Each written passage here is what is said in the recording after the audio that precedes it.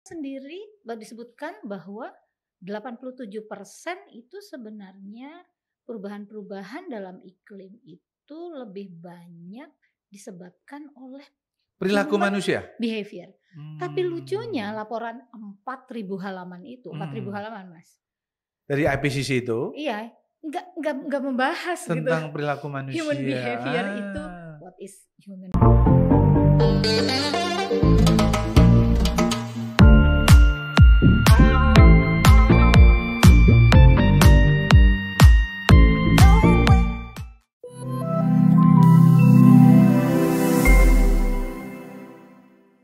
Selamat siang para pemirsa dan pendengar Podcast Indonesia, kanal Psikologi untuk Bangsa.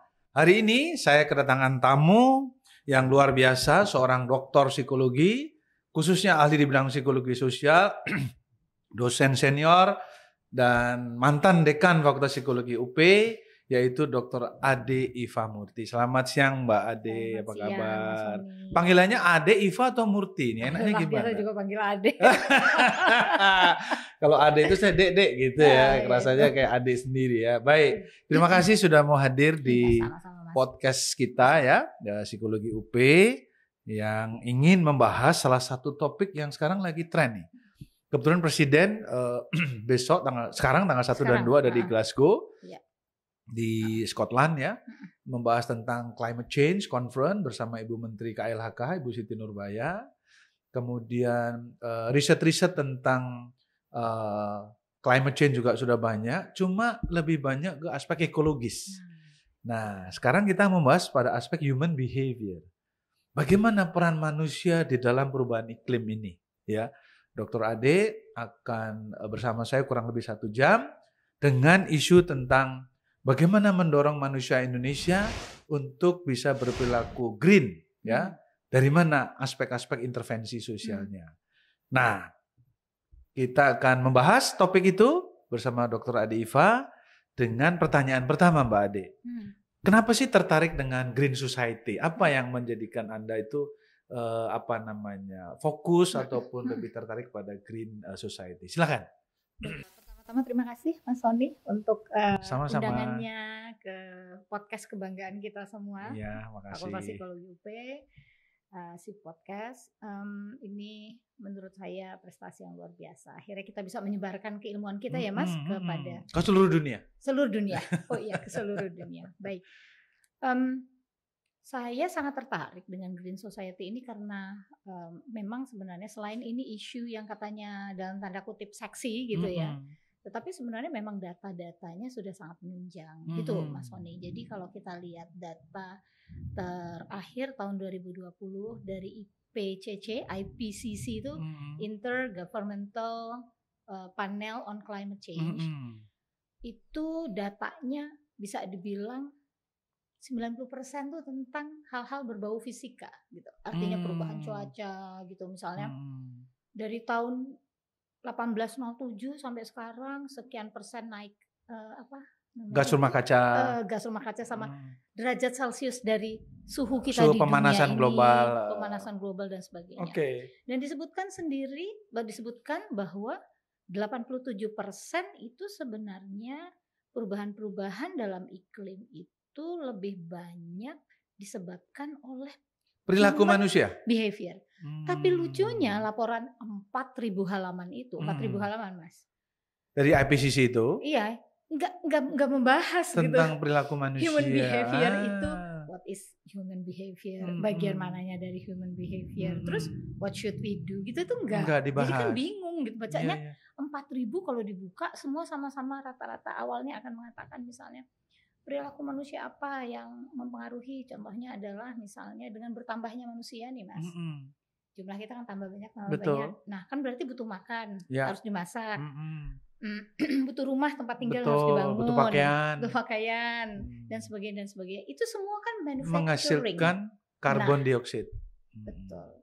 Di manufacture. Nah, manufacturing ini kan namanya menghasilkan ya segala CO2. Itulah ya, CO2 lah segala macam. Nah, jadi sebenarnya kalau menurut saya ada semacam pengabaian gitu dari kebanyakan para ahli non ilmu sosial terutama saintis bahwa meskipun human behavior acknowledge istilahnya, diakui sebagai penyebab utama, tapi kenapa nggak dibahas lebih dalam? Itu dia. Itu yang membuat saya berpikir. Terus kalau lihat penelitian-penelitian mereka yang dipakai itu konsep kita semua kan, konsep kita semua seperti misalnya attitude, attribution, apalagi yang gitu-gitulah, yang semua konsep. Ini kan konsepnya kita nih, konsep kami, konsep psikologi, kita istilahnya psikologi. Kenapa tidak membahas itu? Nah makanya saya sangat tertarik dan selalu mengatakan kepada mahasiswa, yuk sama-sama yuk bikin penelitian mengenai itu. Banyak banget. Bagaimana minat mereka terhadap anak-anak muda ini? Nggak banyak ya? Nggak banyak, karena mentoknya itu tadi Mas Oni, bahwa kalau kita membicarakan human behavior gitu yang berpengaruh terhadap lingkungan, orang masih merasa bahwa itu bagian dari fisika gitu kan. Padahal ilmu alam. Padahal kan ini yang kita bicarakan adalah variabel ilmu sosial banget pada tingkat individu sampai ke masyarakat. Jadi seperti itu. Itu yang membuat saya merasa bahwa dari semua sisi keilmuan di psikologi, tidak hanya dari psikologi sosial tapi juga dari tumbuh kembang, dari klinis maupun dari industri organisasi, itu semua sebenarnya bukan hanya berhak tapi juga akan sangat baik kalau bicara tentang yuk melakukan perubahan human behavior gitu. Nggak kontribusi bisa sendiri, ya, mereka berkontribusi untuk nggak bisa itu. sosial sendiri. Tumbuh kembang itu justru misalnya sangat berpengaruh strategis gitu untuk ngomong itu kan, karena tumbuh kembang bicara dari lifespan orang dari 0 sampai meninggal. Nah ini kan berarti ada banyak sekali variabel tumbuh kembang yang kita bisa bicarakan di sini, bagaimana supaya orang nih dari kecil gitu jangan nanti kayak kata Mas Wani, gimana mau begitu orang tuanya aja nggak bisa berubah. Ya orang tuanya nggak bisa berubah, karena itu we have to develop dari anak itu kecil, bener kan gitu ya, dari anak itu kecil dia tahu bahwa dia harus menghormati lingkungan, dia harus menjaga lingkungan. Seperti itu misalnya. Belum lagi dari industri dan organisasi dan sebagainya. Jadi dalam pandangan saya sebenarnya, apalagi Mas ingat Nobel Fisika tahun ini 2020 kan diberikannya 2021, itu diterima oleh 3 orang ahli fisika yang melakukan penelitian mengenai climate change. Bahwa climate change itu adalah scientifically proven. Ini kan masih banyak yang nggak paham. Kalau kita ingat zaman kemarin Presiden Trump nggak percaya climate change kan. Kalau yang sekarang kan Biden memang percaya. sangat concern. Nah 3 ini penerima ini melakukan proses scientifically proof-nya bagaimana ternyata itu adalah perubahan yang sangat mendasar, bisa dibuktikan secara ilmiah, dan itu dipengaruhi oleh perilaku manusia. Lagi-lagi perilaku manusia. Nah, tetapi itu orang juga masih prioritas ya? Gitu. Iya betul. Memang perilaku manusia, tapi kan nggak signifikan, Bu Ade misalnya gitu betul. Kan? Yang paling penting itu kesehatan, gitu. Misalnya bahwa climate change itu bisa menimbulkan anak yang stunting, katanya ya, benar apa enggak? Kemudian bibir sumbing katanya juga salah satunya. Nah, bagaimana aspek kesehatan dengan aspek psikologi ini, sesuatu mana yang diprioritaskan atau harus berbarengan menurut Anda? Ini yang menurut saya pandangannya agak keliru ya Mas. Gitu ya? Maksudnya ini kan sudah sejak waktu Descartes ngomong dulu dualisme. Descartes ngomong dualisme body and mind, terus kayaknya udah ketinggalan jauh. Kalau dalam pendekatan psikologi kesehatan nggak bisa dipisah, nggak ada yang prioritas, dua-duanya ya penting. Betul, gitu. Mentally ya, physically ya gitu. Kan kita belajar psikologi, kita tahu misalnya kalau orang terganggu, punya isu kesehatan mental, sudah pasti dia tidak bisa merawat dirinya dengan baik, iya kan? Kalau dia juga sakit secara fisik, otomatis dia juga dipengaruhi oleh situasi mentalnya. Sehingga kalau saya sih lebih melihat ini justru yang harus dirubah. Saya nggak harus diluruskan. Harus diluruskan. Saya justru agak concern dengan isu di COP26 ini, COP26 ini. Di Glasgow kan, ini ya. Kelihatannya ada upaya memang untuk menggiring pada bahwa ini kita udah terbuktilah dengan COVID kemarin, nah kan, nggak bisa tuh dipisahkan, nggak boleh dualisme. Ya memang kalau ngomong body ya ngomong mind, ngomong mind ya ngomong body, udah jangan Nah, jadi tolong juga perhatian terhadap aspek psikologis ini. Semua negara juga harus concern. Itu dia. Betul. Nah, Presiden Jokowi mengusulkan sebuah protokol atau arsitektur kesehatan global. Nah, ini kan penting ya. Jadi isu tentang apapun kesehatan itu juga kesehatan psikologis juga perlu. Gitu ya. Nah, bagaimana kondisi bangsa kita ini sendiri, negara kita terhadap isu-isu lingkungan? Apakah konon katanya Indonesia termasuk negara yang paling tercemar secara polusi ya, baik udara, laut, darat mungkin ya, sampah. What do you think about that? Ya, saya rasa tugas kita semua ya, Mas. Benar-benar berat ya ini.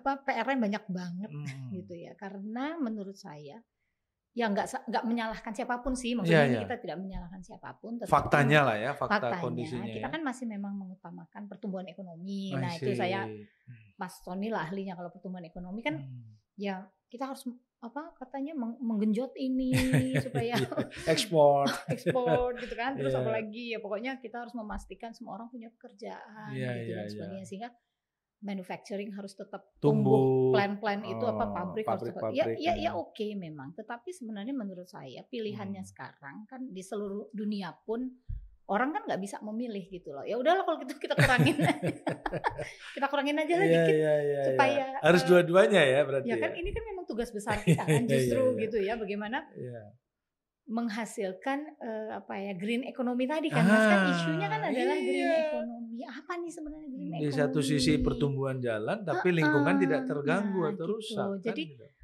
kalau saya sih melihatnya bahwa sebenarnya kita udah cukup banyak orang yang sadar itu, tapi iya memang belum menjadi prioritas seperti tadi dikatakan, belum menjadi prioritas, artinya pokoknya orangnya makan dulu deh. Iya. Jadi Maslow itu basic need-nya dulu ya gitu ya. Dari koin-koin basic need aja pindah-pindah. Nggak naik-naik kelas. Iya. Gitu kan. Nah, tapi kan kalau kita mau menjadi masyarakat yang berkualitas ya seperti di Jepang ya gitu yang itu kan memang arahnya harus ke sana ya. Betul. Harus ke green green product, green purchasing dan sebagainya. Nah, itu gimana? Masyarakat kita masih kondisinya makanya jadi gini, saya mau kasih contoh yang sederhana aja. Kalau di Jepang tuh kebetulan saya waktu anak-anak kecil kan sempat di sana ngikut suami itu kan beberapa tahun, sehingga merasakan sendiri bahwa kalau masyarakatnya punya norms, Mas Sony, nilai-nilai nilai itu gampang banget ngajarin anak-anak. Jadi contoh kecil aja, itu anak-anak di sana yang sekolah TK gitu ya, itu memang dibiasakan untuk kamu jangan malu pakai barang bekas kakak kelas kamu. Jadi justru dianjurkan. Jadi misalnya kayak nanti ada satu masa gitu orang tua yang anaknya udah mau tamat gitu, udah sebenarnya dia ngumpulin barang-barangnya, terus dia bawa ke sekolah, dia jajarin ini teman-teman itu juga sini, ayo kita sama-sama. Kamu boleh ambil nggak apa-apa. Nah, ini ternyata adalah prinsip penting dalam climate change yang disebut dengan garbage inhibition. Jadi mencegah banyak kali sampah. Garbage inhibition mencegah sampah dengan cara memberikan pada adik-adiknya. Nah, jadi nggak ada masalah gitu. Boleh, ibu boleh ambil. Ini orang memang termasuk buku-buku. Ya iyalah, semua. Nah, sementara kita kan setiap tahun ganti kurikulum, ganti buku. Kalau nggak buku yang baru dicetak, nggak boleh, gimana? Makanya. Nah, tapi kita juga punya norms loh, Mas. Misalnya, jangan pakai baju bekas orang. Iya. Kalau pakai baju bekas orang nanti nggak bisa gitu. Iya, mitos-mitos seperti itu ya. Itu harus dihapus juga dong ya. Harus diiris ya. Itu serius ternyata. Saya ngelihat ya, gitu misalnya. Ternyata tuh serius loh, orang tuh kalau di luar negeri tuh Jepang, Korea, Amerika gitu. Gengsinya nggak ada ya, maksudnya mereka terima lungsuran pun oke ya. Kalau kita kok masih ada urusan gengsi gitu. Atau kenapa ya itu? Ya itu makanya kalau menurut itu saya, ada kearifan lokal juga nggak? Iya, saya sih melihatnya dua. Kalau dari sisi psikologis ya memang mungkin pembentukan sikap kita sejak awal kali memang itulah. Jadi selalu negatif dengan barang bekas orang gitu kan gitu. Nah kalau dari sisi sosiologisnya mungkin ya norma itu tadi, Mas. Iya, betul, itu kan? berat itu ya. Berat. Mengubah norma itu ya. Nah, makanya kalau saya sih bilangnya ya ini dikeroyok rame-rame lah oleh ilmu sosial persoalan ini gitu, nggak bisa. Tapi kan regulasi juga harus dibentuk supaya. Kenapa? Gimana? Regulasi atau peraturan law enforcement kan juga harus ke arah sana toh, ke green behavior toh. Kalau misalnya contoh hari ini sampah kantong plastik kita sudah nggak pakai ya kan, kalau harus bayar atau bayar. Nah itu kan juga regulasi kan. Betul. Nah dalam kerangka green behavior atau green society itu kira-kira apa yang mesti diintervensi nih, Dokter Ade? Ya itu tadi, kalau dalam pandangan saya memang intervensinya panjang ya Mas, dalam artian berlayer-layer gitu, struktural gitu, dan panjang, tidak selesai jreng gitu tuh nggak bisa one shoot lah ya. One shoot gitu nggak bisa menurut saya, dan ini udah pasti antar waktu kan. Wow, gitu, panjang ini ya, antar generasi bahkan. Iya, karena kan kita harus ini kalau yang udah umurnya 20-an gitu udah gimana ya ngerubahnya gitu. Kan memang artinya kita harus mundur untuk melihat sejak masih usia dini. Nah ya ini kan ahli psikologi perkembangan misalnya yang ngomong pasti lihat mundur dulu dari lifespan-nya dia. Nah lifespan-nya nggak bisa bruk kamu muncul di tengah-tengah terus kamu melakukan perubahan kan memang tidak mudah. Tetapi sebenarnya saya setuju bahwa aspek law, regulasi, hukum positif ini kunci gitu. Harus ditegakkan kunci. Itu ya. Kalau itunya maksudnya hukum positifnya diabaikan, misalnya orang boleh menebang boleh sembarangan, kemudian pabrik melanggar peraturan pembuangan limbah pabrik gitu segala macam, asal ada duit dan koneksi terus gue selamat gitu misalnya, ya nggak masyarakat kan belajar kan gitu. Nah, orang kemudian belajar untuk jadi boleh ya gitu. Nah jadi menurut saya memang regulasi ini kemudian menjadi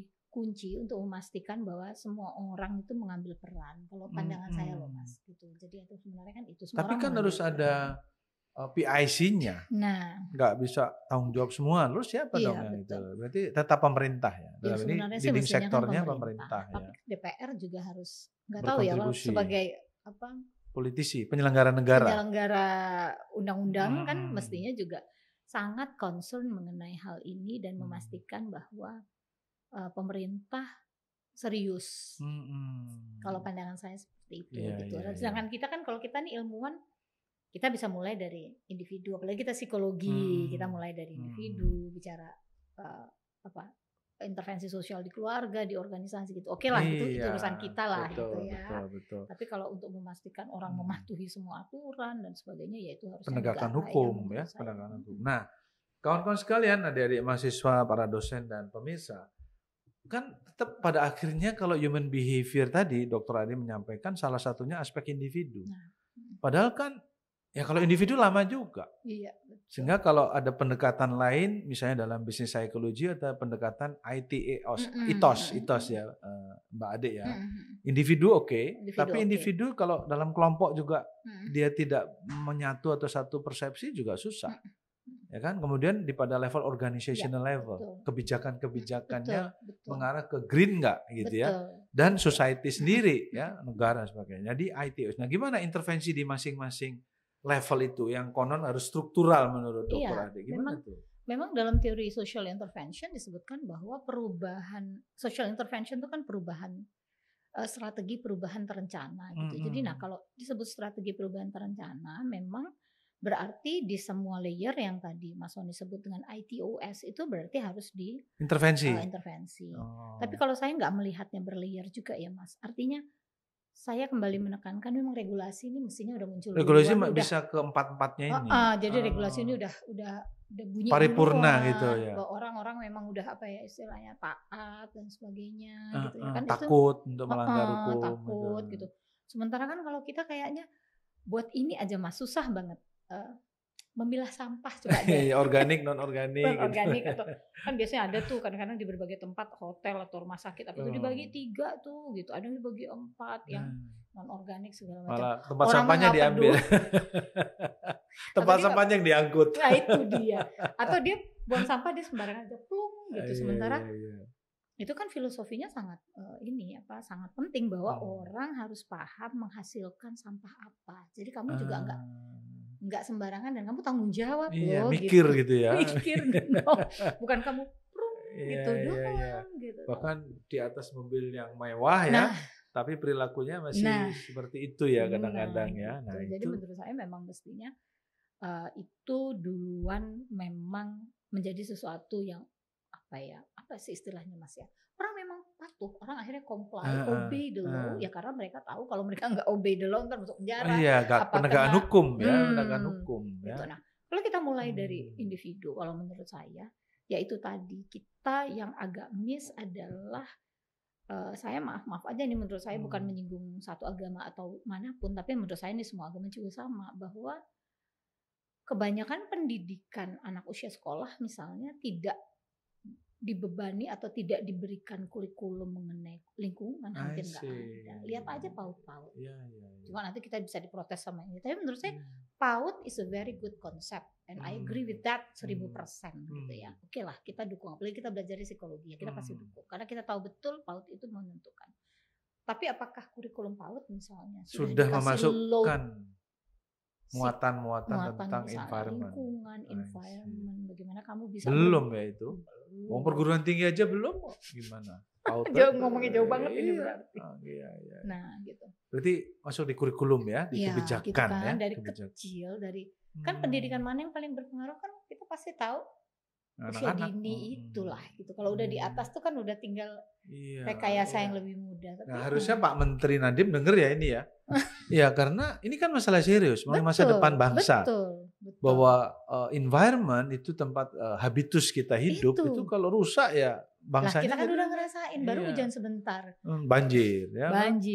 Sampah di mana-mana dan sebagainya. Maksudnya itu bukan sesuatu yang jauh loh dari hidup kita. Gitu. Di Jakarta ya, nggak usah jauh-jauh. Betul, nggak usah jauh-jauh gitu. Nah jadi kalau saya melihatnya itu Mas, yang di I tadi, yang di individu level, individu itu, ini justru PR-nya para ilmuwan psikologi, para psikolog ini besar sekali. Gitu. Mindsetnya ini ya. Bagaimana kita bisa menyentuh berbagai komunitas, gitu, menyentuh sekolah, siswa dan sebagainya. Psikoedukasi gitu ya. Ini justru lahan kita loh. Betul, gitu, lahan banyak kita sekali ya, luas banget. Iya, yang kita bisa deal di situ tuh benar-benar dengan scientifically proven, evidence based gitu loh, bukan cuma ngomong aja, tapi itu sesuatu yang memang scientific. Tapi riset-riset tentang hal itu sudah banyak ya. Banyak sebenarnya banyak. Nah, yang belum banyak itu adalah sebenarnya bagaimana membangun hasil dari riset itu menjadi program-program intervensi modul-modul sosial. Itu yang belum banyak. Yaitu tadi Mas Sony sebut modul. Saya setuju, modul, buku. Kemudian mempengaruhi kurikulum. Itu yang belum banyak. Itu yang saya pikir tuh sebenarnya psikologi tuh bisa masuk ke situ harus. Oke, jadi selalu ada gap antara ide hasil riset dengan eksekusi. Nah, itu dia itu. Kayaknya itu masalah kita ya Mas. Masalah selama-lamanya itu ya, gap. Ada gap riset, ada gap teori ya. Itu nggak usah dibicarain. Muter-muter di situ aja. Nah, kalau misalnya di masing-masing level tadi ITOS tadi, kalau diminta kita menyiapkan program intervensinya sudah kebayang belum? Sudah, Dokter Ade. Karena menurut saya begini. Contoh aja nih anak-anak kita nih di mana? Di Fakultas Psikologi UP itu kan kita berikan dari mulai psikologi umum, psikologi sosial, perkembangan dan sebagainya itu kita kan memberikan mereka konsep dasar. Konsep dasar tentang bagaimana kamu memahami manusia. Betul. Satu, kemudian bagaimana kamu bisa merubah manusia. Betul. Jadi maksudnya itu bukan sesuatu yang sulit. Wah, kita mesti cari lagi nih konsepnya. Gak usah, duduk aja kita dari situ. Bahkan mahasiswa selama dia sudah mengambil ya yang dasar-dasar kecabangan sama cabang psikologi, sebenarnya dia sudah bisa untuk melihat kira-kira dari mana nih kita bisa memulai. Entry point-nya di mana gitu. Entry point-nya di mana. Nah, menurut saya sebenarnya program-program intervensi lingkungan itu harus ingat leveling usia. Nah, ini kan kita kadang-kadang task development-nya gitu. Iya, gitu loh. Menyentuh anak usia sekolah dasar dengan SMP, SMA beda. Beda lagi gitu ya. Tapi Mas, menurut saya sebenarnya ini udah mulai banyak loh komunitas-komunitas anak-anak muda ya. Anak muda yang peduli lingkungan ya sekarang ya. Banyak sekali. Dan mereka tuh yang justru apa ya? Komitmen untuk lebih tinggi daripada yang baby boomers ya. Ibu-ibu ini kan kalau belanja nggak bawa, nggak di sana minta kantong plastik kan nggak ini. Mereka kan udah bawa sendiri dari pasti rumah. Udah bawa yang folio gitu, yang lebih concern gitu. mereka ya. Lebih, terus Coba kita lihat anak-anak muda sekarang udah mulai banyak yang kalau makan di restoran minumnya udah nggak mau pakai sedotan plastik, kan, yang sedotan plastik langsung dari gelas atau mereka punya sedotan sendiri yang sendiri aluminium yang, itu. Ini kan anak muda kayaknya mama-mama, papa-papa belum deh. Nggak bawa dia langsung aja mana sedotan. Betul banget. Jadi ini kan perubahan perilaku, Mas. Jadi menurut saya ya itu sebenarnya. Jadi pendidikan oke, kurikulum oke. Nah, lalu untuk di organisasi dan society gimana nih intervensinya ini? Tadi kan kita udah bicara regulasi. Kalau di organisasi menurut saya memang barangkali mulai dengan, boleh nggak sih Mas kalau ya Mas Sony soalnya ahli psikologi bisnis. Kalau saya mengatakan bahwa bisnis organisasi kita, organisasi bisnis kita harus mulai merubah visi misinya untuk peduli pada lingkungan, gitu. Menghasilkan produk atau jasa yang peduli lingkungan. Dan kita mau cari untung, masa bisnis gak cari untung gitu ya? Kalau nggak sustain juga dia. Iya, tapi maksudnya sekarang mindsetnya adalah sustainability economy, green economy, benar nggak gitu ya? Jadi green economy itu ya mau kamu bidangnya Ventura kayak kamu mau plan manufaktur, atau manufaktur dan sebagainya atau perdagangan, tapi memang sebenarnya dalam proses bisnisnya sendiri sehari-hari dalam proses mencari keuntungan tadi, mungkin bisnis proses modelnya dan sebagainya, mempertimbangkan hal-hal yang sifatnya green. Mulai dari yang sederhana misalnya saving energy, gitu kan.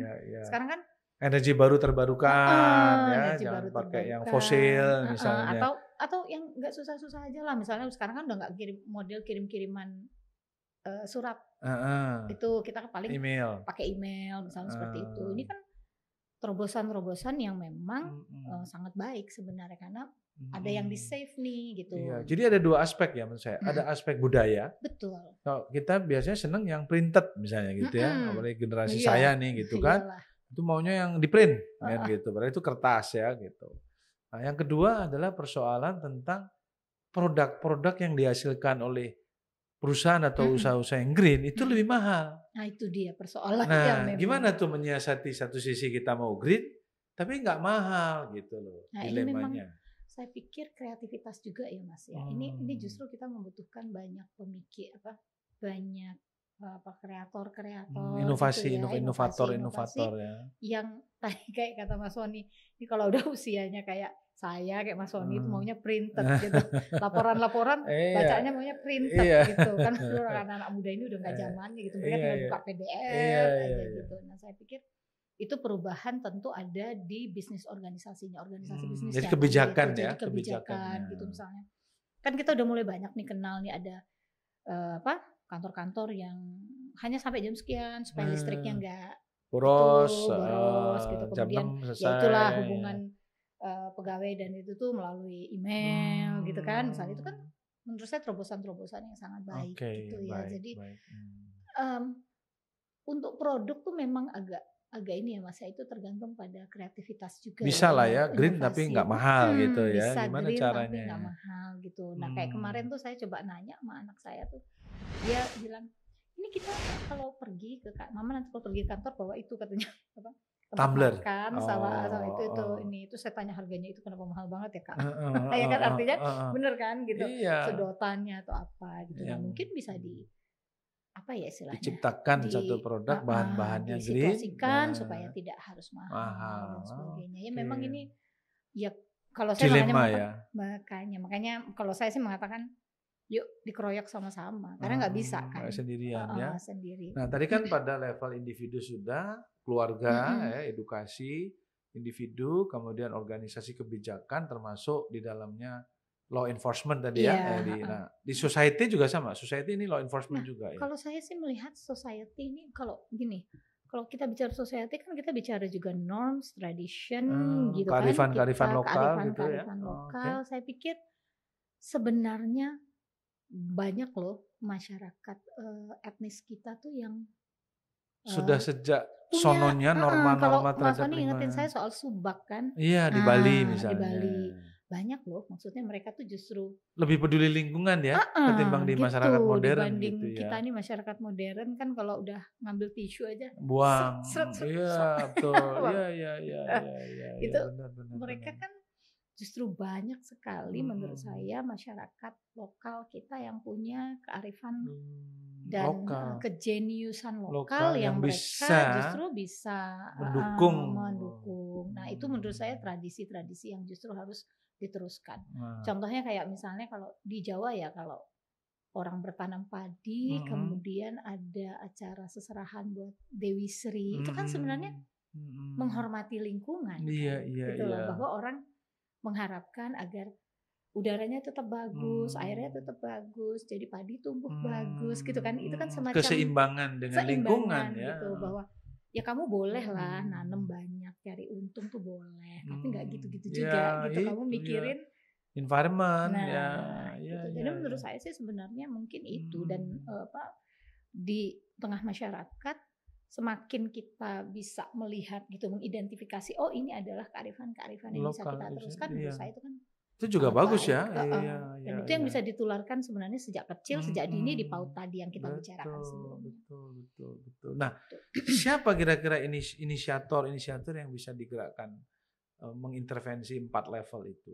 Apakah dosen, perguruan tinggi, mahasiswa, atau mulainya dari mana nih? Kalau pemerintah sih udah pasti ya Mas. Pemerintah kan DPR itu sih udah nggak usah dibicarakan lagi lah ya. Apalagi kalau DPR kan mereka adalah lembaga yang menghasilkan legislasi nasional gitu kan ya. Jadi itu udah nggak usah dibicarakan lagi. Tetapi sebenarnya kalau United Nations kemarin ketika membicarakan mengenai kesehatan mental dan sebagainya, ada satu unsur yang sangat ditekankan oleh banyak program di Perserikatan Bangsa-Bangsa adalah komunitas. Ini nih, jadi komunitas itu sekarang menjadi tumpuan banyak sekali program-program yang civil society ya berarti ya. Gitu. Ini komunitas-komunitasnya kan bisa komunitas yang karena seminar misalnya sepeda gitu, atau hobi atau hobi gitu, atau komunitas-komunitas yang sifatnya memperjuangkan sesuatu, misalnya LSM gitu. Tapi ada juga komunitas yang ini yang sangat penting yang kita masih agak kurang adalah berbasis geografis, kewilayahan gitu. Jadi kalau kita tinggalnya satu RT, satu RW, kita membentuk komunitas gitu. Lokasi kita, ini kan sebenarnya di beberapa daerah sudah dicoba, misalnya berbasis RT atau RW bikin taman bareng-bareng, mengurangi pengolahan sampah bareng-bareng dan sebagainya. Jadi salah satu entry point yang penting Mas, kalau tadi Mas tanyanya itu, saya jawabnya adalah komunitas. Itu komunitas. Ya, itu. Selain keluarga tadi kan kita bicara komunitas. Itu komunitas ya. Dan itu banyak sekali ya di Indonesia ya, komunitas sepeda, komunitas macam-macam ya. Banyak banget, dan itu sebenarnya menanti juga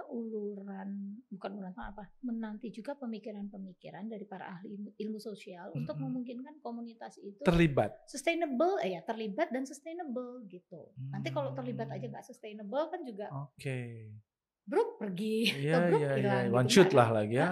Shoot lagi. Deklarasi kan, aja ya.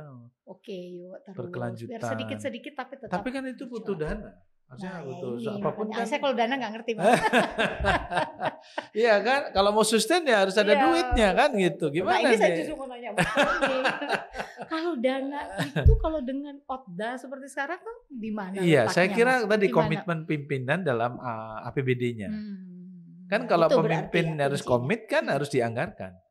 Seringkali kita hanya komit hanya di ucapan. Tapi begitu lihat dibuka di cash flow-nya atau di program nggak ada. Nah itu.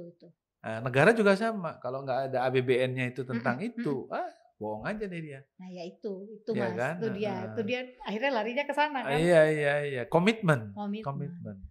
Nah di samping itu juga produk-produk yang green tadi juga harus bisa melibatkan UMKM kalau menurut saya. Betul banget. Iya kan? Kan banyak tuh kita UMKM yang bisa menciptakan apa kayak ya kan yang green ya kan, yang perlu pembinaan sehingga ini bisa murah.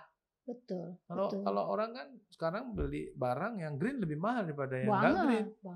Sangat mahal. Ya, tadi bisnis prosesnya, teknologinya. Nah, kalau UMKM kan mungkin dia bisa lebih murah kan betul. Tumbler dari bambu misalnya ya. Contohnya itu Mas, kertas daur ulang itu mahal. Ternyata ya. Kertas daur ulang tuh mahal. Kan banyak nih udah mulai tuh, saya dengar ada komunitas-komunitas di Jogja atau di mana tuh mulai mikirin mau bikin kertas daur ulang tapi harganya bisa terjangkau gitu. Nah ini kan sebenarnya, nah saya sih justru gini loh Mas, kalau menurut saya nggak paham politik lah ya, tapi ODA ini dengan ada otonomi daerah ini mestinya di tingkat kabupaten kota itu wali kota, bupati itu benar-benar menjadi apa ya? Role model. Nah ini yang paling kunci kalau dia bisa nyiptain program-program atau sebenarnya sudah ada loh, Kalpataru gitu ya, kemudian apa yang sifatnya award dari Kementerian Lingkungan Hidup dan Kehutanan ya untuk mendorong para bupati wali kota itu untuk berperilaku apa masyarakatnya didorong untuk dia mendorong masyarakatnya green behavior tadi itu sudah. Cuma memang itu tadi 60% sampah kita itu terkelola dengan baik, tetapi 40%-nya masih belum. Banget. Jadi contoh kalau kita lihat di beberapa kota ya di Indonesia itu sampah kan di mana-mana. Main buang aja gitu kan. Nah ini bahwa lahan kita masih banyak, tetapi kan kalau perilaku masyarakatnya tetap sembarangan kan juga bencana juga yang kita alami. Nah ya itu. Saya malah agak khawatir Mas dengan gini. Atribusi ini mungkin secara psikologi sosial ya. Jadi mungkin saja memang kita itu tidak dibiasakan tumbuh dalam sikap gitu ya, atau dalam mengatribusi bahwa yang namanya lingkungan itu seperti Mas Sony bilang tadi itu tempat kita hidup loh Dek. Habitus kita tuh hidup di situ loh gitu. Nah bukan berjarak ya, tapi kita sendiri gitu. Ya itu. Begitu kita memperlakukan buruk, berarti saya melakukan buruk terhadap kita sendiri. Ya. Kalau kamu buang sampah, yang merasakan tuh kamu juga loh, bukan orang lain. Nah, ini menurut saya apa ya istilahnya? Yaitu sikap yang memang tidak dibentuk gitu di dalam keluarga kita bahwa soal lingkungan itu kita tidak berjarak dan bahwa kita tuh tanggung jawab. Nah ini yang saya pikir perlu diedukasi kepada keluarga-keluarga. Bukan hanya edukasi kali ya Mas, bukan hanya psikoedukasi, tapi juga memang apa ya memberikan psikoedukasi dan rekayasa perilaku gitu ya yang bisa disampaikan. Susah dong itu ya. Artinya start dari orang tuanya dulu. Iya gitu. Atau mempengaruhi anaknya dulu baru ke orang tua. Saya pikir bersamaan kali ya. Jadi memang pendidikan usia dini kita menjadi tempat di mana anak-anak memang membentuk sikap yang positif terhadap lingkungan, sayang bahwa care gitu. Betul. Nanti dia kan biasanya begini di sekolah misalnya orang tuanya bilang kamu nanti ini ya harus buang sampah di tempatnya, nanti sampahnya jangan dibakar, nanti ditumpuk dan sebagainya gitu. Orang mungkin gurunya bilang gitu, tapi begitu sampai di rumah kan dia bilang perilakunya beda lagi, nggak konsisten ya antara kekeluarga dan sekolah. Jadi anak ini kan akhirnya tumbuh kemana aja lah gitu yang gampang ambivalence dan disonans ya. Nah, di satu sisi boleh katanya enggak ini boleh kan gitu. Sedih juga ya kalau nggak kayak gitu. Nah terkait dengan kampus nih, Dr. Ade kan kita ini di universitas ya ada UI Green Metric, ada apalah Green Campus dan sebagainya. Gimana membudayakan perilaku green ini mulai dari kampus kita lah paling tidak. Itu gimana mulainya? Apakah dari kebijakan, apakah dari dosen atau mahasiswa atau gimana? Kalau saya melihatnya bahwa salah satu entry point yang paling utama sebenarnya adalah apa istilahnya itu?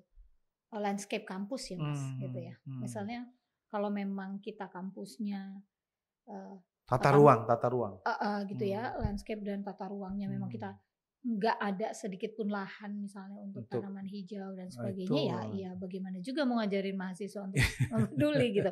Kita kan di UP alhamdulillah lahannya masih banyak, ada gitu ya, tinggal gimana mau mengelolanya, tiap fakultas mau ada ide apa dan sebagainya gitu. Itu menurut saya sebenarnya udah positive point banget gitu, udah tinggal lah ini modal dasarnya sudah modal ada. Dasarnya tinggal barangkali pimpinan-pimpinan di tiap fakultas mau ngapain nih gitu, mau nambahin apa.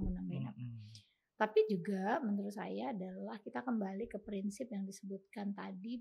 Jadi ada beberapa domain yang harus diperkuat adalah science gitu. Nah, kalau artinya kalau kita mau bicara tentang menyelamatkan lingkungan, menurunkan pemanasan global, kita memulainya di fakultas, di universitas dengan dosen-dosen ini memang meminati bidang penelitian di bidang ini. penelitian untuk bagaimana secara fisikal, psikologi dan sebagainya bahwa orang bisa menghormati lingkungan pada akhirnya bisa hidup dengan dengan mindset bahwa kita loh yang harus berusaha membuat lingkungan kita menjadi bersih, menjadi indah dan menjadi terselamatkan gitu. Jadi bukan orang lain. Karena akhirnya setelah itu kan mahasiswa akan imitasi kita aja gitu nih. Jadi study dosen lah ya. Gitu. Ini dosennya juga peduli dan sebagainya gitu. Nah, saya pikir mahasiswa tuh tinggal mengikuti ya. Jadi selain inisiatif pimpinan, juga bagaimana riset-riset terkait dengan ini didorong gitu ya. Betul banget. Oke, nah kalau di psikologi UP sendiri sih saya kebetulan sebagai dekan sangat mendorong itu ya bahwa behavior rumusnya kan menurut Kurt Lewin kan is a function of person and environment. Iya, betul. Ya kunci itu kan. Itu nah kita jangan person dulu yang di utak-atik nih. Makanya. Perlu, tapi environment juga. Iya, itu dia. Iya kan? Nah ini yang kita dorong, salah satunya adalah ada green attitude kemudian green intention behavior, lalu ada perceived policy sustainability ada green strategy. Nah, kalau dari aspek sosiologi atau sosial kira-kira misalnya nih kita ke Jatiluhur, di sana ada bendungan, di sana banyak sekali eceng gondok yang menghambat aliran air untuk sana. Nah itu kan masalah lingkungan juga. Nah kira-kira mahasiswa kita bisa didorong ke sana untuk melakukan riset nggak? Saya pikir justru sebenarnya yang sangat kurang kita dorong tuh kita harus akui bukan cuma UP ya. Semua lah ya. Fakultas Psikologi di seluruh Indonesia itu adalah riset-riset yang memang bersentuhan langsung dengan lingkungan dan masyarakat. Saya pikir justru itu salah satu. Itu masa depan ya. Betul sekali. Dan kalau kita lihat sekarang teknologi yang terbaru dan sebagainya, orang tidak bisa lagi melepaskan diri dari kepeduliannya terhadap lingkungan begitu. Artinya mahasiswa kita ini benar-benar harus diajak sebenarnya untuk dia langsung melihat terjun bagaimana pentingnya lingkungan, melihat lingkungannya dan sebagainya. Iya. Apalagi yang anak-anak kita yang sudah dibekali dengan konsep-konsep psikologi gitu kan, mereka lebih mudah untuk memahami ini harus dibawa kemana, ini harus edukasinya seperti apa gitu misalnya. Gitu kalau pandangan saya sih kita itu justru nggak ada hambatannya. Kenapa? Karena kita udah bergerak dari konsep itu sejak mereka masuk kan itu yang kita dibicarakan ya. Oke. Gitu. Nah, bagaimana memulai agar dosen-dosen ini juga tertarik selain insentif mungkin ya? Apa nih Dokter Ade, apakah perlu semacam workshop atau apa mungkin tentang itu ya. Nanti pada akhirnya saya nggak paham kalau apakah harus misalnya harus pakai wadah atau organisasi. Sebenarnya bukan wadah atau organisasi dulu, minat aktivitasnya dulu, gitu. Betul, minat gitu. Dan aktivitasnya workshop, apa gitu misalnya ada kita dalam 1 tahun ini ada riset-riset, kita akan buka peluang misalnya gitu Mas Sony sebagai pimpinan buka peluang gitu mungkin untuk riset-riset yang terkait dengan kesadaran lingkungan gitu. Nah nanti siapa yang tertarik di situ bisa ikut sumbang saran. Tapi setelah itu yang menurut saya kita selalu kurang gap tadi yang sudah kita sepakati adalah dari hasil penelitiannya terus gimana dong ditarik ke intervensi sosialnya. Itu tuh Mas yang dalam pandangan saya. Itu problem statementnya itu ya. Gimana nih caranya? Penelitian-penelitiannya misalnya nanti udah banyak, Mas Sony bikin, saya bikin dan semua. Terus mau ditarik nih. Nah, seperti apa itu implementasinya ya? Kalau sudah bicara intervensi sosial, pandangan saya, Mas Sony, nggak bisa skalanya memang langsung besar. Nah, modelnya kan pasti kayak prototip small gitu prototype. Nah, tapi justru dari situ kita akan learn something. Jadi ada kayak hikmahnya, lesson learn-nya untuk kita belajar dari situ. Nanti bisa diterapkan ke yang lebih luas. Ya, jadi memang fakultas bergeraknya memang dari domain yang kecil dulu gitu. Karena tadi ada IT OS itu. Ya. Mungkin hasil-hasil penelitian kita bisa mulai kita terapkan dari mulai keluarga, organisasi gitu. Gimana sih? Misalnya mendorong perusahaan gitu untuk peduli pada lingkungan. Ini kan hal-hal yang kita nggak tahu ini kita duduk sama-sama nih yuk ngomongin gitu ada hasil penelitiannya kayak gini. Yuk kita sama-sama tarik ke lahan intervensi sosial itu sih sebenarnya. Jadi dari aspek sains tadi yang tadi itu sebagai kontribusi perguruan tinggi, mungkin implementasinya membuat semacam pusat kajian tentang climate change gitu bisa ya gitu mulai atau isu-isu tentang climate change atau penelitian payung mungkin penelitian payung lah kalau pusat kajian itu apa misalnya terlalu berat penelitian payung aja juga udah menurut saya asal jelas bahwa komitmen pimpinan juga untuk memastikan nanti kalau udah ada hasilnya bisa diurut yuk ke intervensi sosialnya bikin intervensi sosialnya karena menurut saya kebanyakan dari hasil-hasil studi itu memang tidak ditarik ke arah intervensi sosial sehingga ya padahal hasilnya sangat baik. Cuman diperpus aja jadinya ya. Nah itu gitu. Dia gap itu selalu gap itu besar sekali. Gitu. Padahal itulah sebenarnya kunci. Kesuksesan intervensi tadi ya. Ini cukup menarik ya teman-teman sekalian, para dosen, para pemirsa, para mahasiswa, kita sangat serius ini menghadapi lingkungan ke depan kita karena itu habitus kita. Nah, menurut Dr. Ade Iva. Nah, kalau gitu pesan-pesannya nih apa nih Mbak Ade sebagai closing statement kepada dosen, kepada mahasiswa, semua ya, supaya juga peduli terhadap hal-hal yang sekarang sedang kita bicarakan yaitu soal green society, green behavior dan environmental psychology.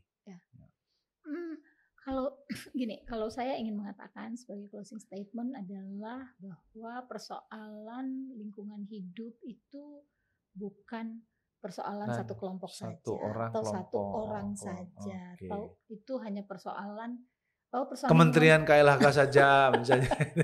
Kementerian KLHK saja betul. Nah, itu biarin aja urusannya mereka lah gitu ya. Bukan, tetapi itu adalah persoalan kita semua. Mungkin kita sekarang merasa gue nyaman-nyaman aja kok hidupnya, iya, tapi kita coba perhatikan bencana meteorologi itu sekarang makin banyak bencana akibat ekologis ya, perubahan ekologis ya, makin banyak. Nah, kita nggak sadar dan kita kadang-kadang sering sekali ikut menyumbang, kan ikut menyumbang dengan sikap-sikap kita yang tidak saving energy, yang malah menghasilkan sampah sebanyak-banyaknya, gitu ya. Nah, mulai itu semua kalau pandangan saya mulai dari diri kita sendiri, gitu ya, daripada kita menghujat siapapun, ya orang lain, gitu ya, menghujat sana sini. Yuk kita start from us, lakukan dari hal-hal yang paling kecil yang bisa kita lakukan, dan karena kita adalah ilmuwan, nah ini scientist, karena kita adalah akademisi, saintis. Yuk kita melakukan penelitian yang tetap nanti arahnya adalah pada bagaimana menerapkan hasil penelitian itu untuk intervensi sosial kita. Ini tantangan kita sebagai akademisi. Iya. Nah, itu kalau komitmen pimpinan disiapkan anggaran, ya semua ada. Nah, tinggal memang minat tadi itu. Nah meng-encourage untuk peduli terhadap riset-riset yang berbasis green dan intervensinya gimana. Iya. Kalau enggak kita enggak ada artinya juga, enggak ada impact, ya kan? Knowledge bagus, ya kan? Pengetahuan bagus, tapi impact-nya enggak ada. Bahkan sampai harusnya ke policy making. Nah, itu. Ya kan? Bagaimana riset-riset psikologi bisa mendorong atau menyumbang pada kebijakan lingkungan, kan gitu. Setuju ya? Justru kita mesti bikin riset-riset itu karena kalau kita nanti ngasih rekomendasi itu benar-benar scientifically based. Betul, gitu. Ada naskah akademik, evidence based, ada naskah akademiknya, sesuatu yang emang gitu. Itu dia. Itu bisa kita kerjakan ya. Harus bisa lah itu. Bikin payung paling enggak gitu. Kita tunggu tuh proposalnya Dr. Ade Iva ya kan? Terima kasih. Setuju ya kita teman-teman ya, kita tunggu ya Mbak Ade ini untuk menyusun sebuah konsep dari Fakultas Psikologi UP untuk kita sumbangkan kepada pemerintah ya terkait itu, misalnya KLHK atau kementerian-kementerian lain yang terkait untuk kebijakan apa sih yang terkait dengan human behavior yang mendukung green society tadi. Itu ya. Betul sekali. Terima kasih Mbak Ade ya udah mau datang di podcast kita. Kita udah lama nggak ketemu ya, kita lumayan nih 1 jam lebih. Terima kasih atas kehadirannya kawan-kawan sekalian. Terima kasih Mas Erwan, Mas Topik, Mas Brian. Semoga bermanfaat untuk kita semua dan kita tindak lanjuti mulai dari diri kita bahwa kita harus memberi contoh untuk berperilaku lebih pro lingkungan. Terima kasih, sampai ketemu. Salam Pancasila, merdeka. Merdeka.